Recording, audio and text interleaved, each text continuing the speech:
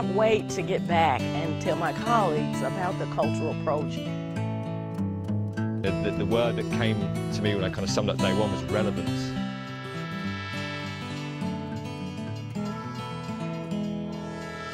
And I think there was some real relevance in almost every single site. I mean, one of the things we find hard to teach is this big picture stuff. That we find it hard to fill in all the blanks where we go, teach a topic, and the kids can't connect it up. Now, one potential benefit I can see in this is that lens that can be applied anywhere may help them connect up some of those pieces and perhaps tell wider thematic stories of history. You could spend an entire week just talking about Columbus and the Civil War, and I think so many educators around here fail to realize that.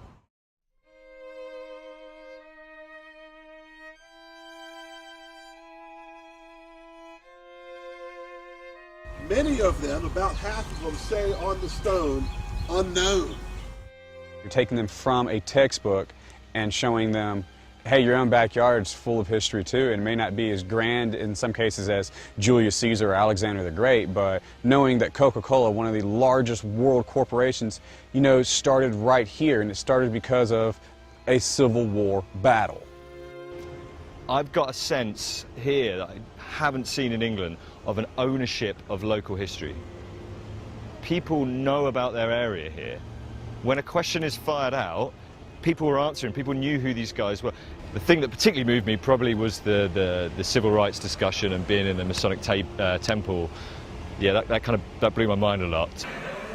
But Lord, I must confess that I'm weak now, I'm faltering, I'm losing my courage. It seemed at that moment that I could hear an inner voice saying to me, Martin Luther, stand up for righteousness.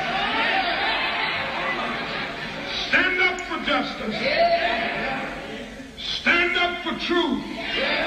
And Lord, I will be with you even unto the end of the world. I mean, to be standing on the stage that Martin Luther King spoke when he was here in Columbus, it's just something that really touches my heart, you know, and makes the connection more real to me. There was a lot of fear, a lot of fear. My mother, who lived 103 years, expressed to us at times, don't get involved in that. To have a guy who walked in and he'd talk about it because he was there, that was his neighborhood, and explain that element of fear in the community, I just thought was so powerful for me and is going to be so powerful to the kids I teach. And so this fear of a lot of the leaders in this community, in this town, whether they admit it or not. This is kind of real history happening, and I think teenagers find it difficult sometimes, especially if they're in a nice, lovely place like Oxford, to think, yeah, I'd fight. Well, you've got kind of a nice life.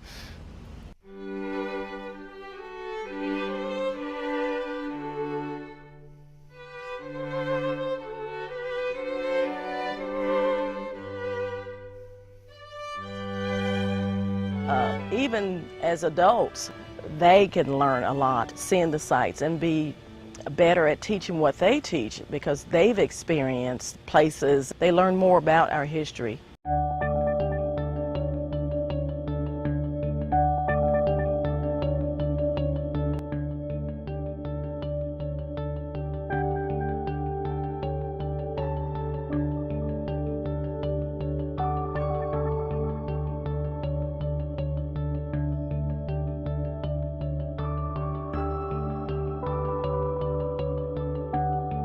But I've learned more about Columbus and the surrounding area than I ever thought I'd learn or knew. You know, I thought relating the white water experiment was really clever. It's all about whitewater. It's all about service industry. What do you need to get jobs? Education, right? And you see how the political is, NAFTA is a political decision made by the legislature, right? I would say that the cultural approach is a framework from which you may be able to teach your subject area. And I'm telling you, it is a very well organized way of doing it.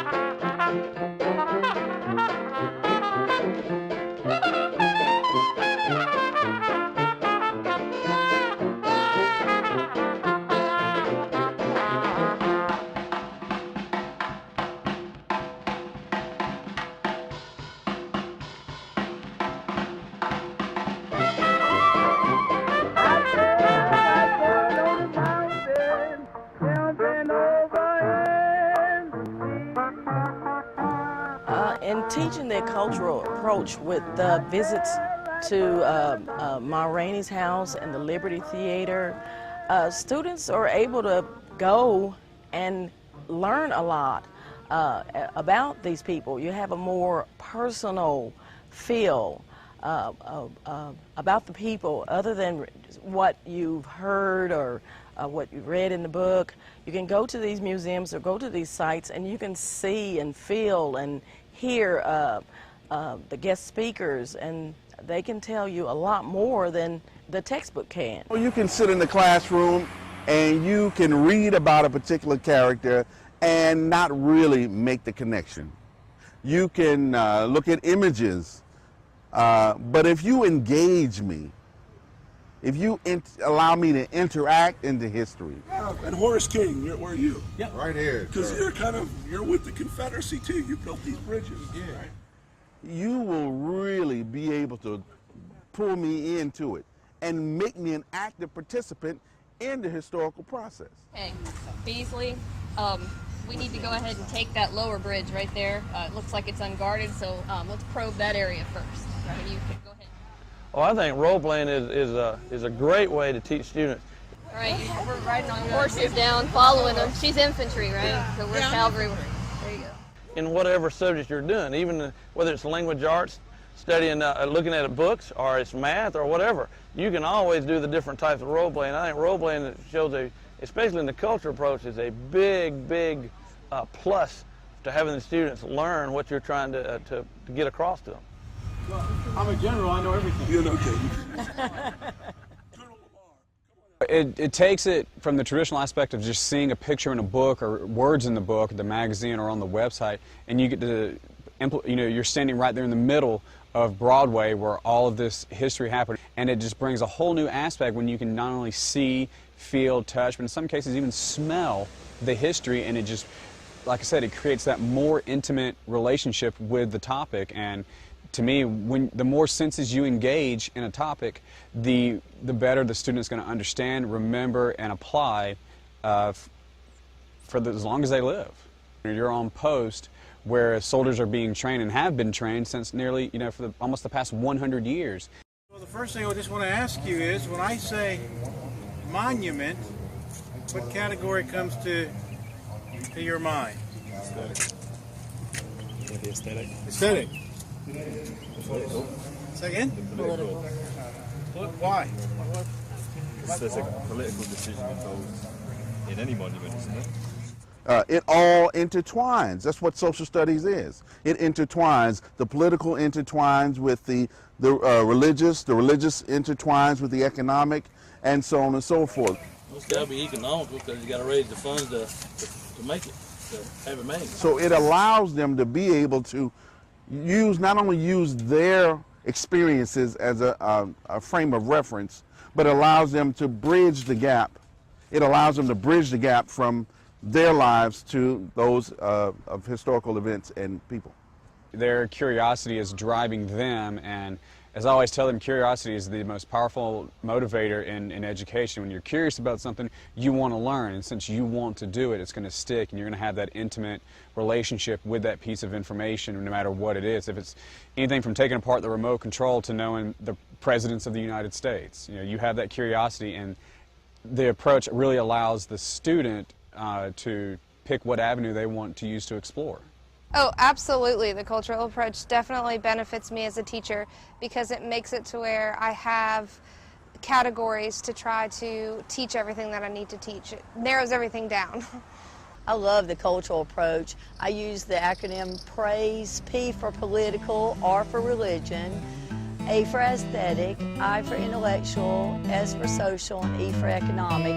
It's easier than it sounds to use. It's not as complex as it may look like. It's something that you should try, because once you try it, you'll like it and you'll see that you can do a better job instructing and enlightening your students. I plan on attending as many of these seminars as I can. This has been a rewarding experience, and I can't wait to get back and tell my colleagues and share these experiences with my students.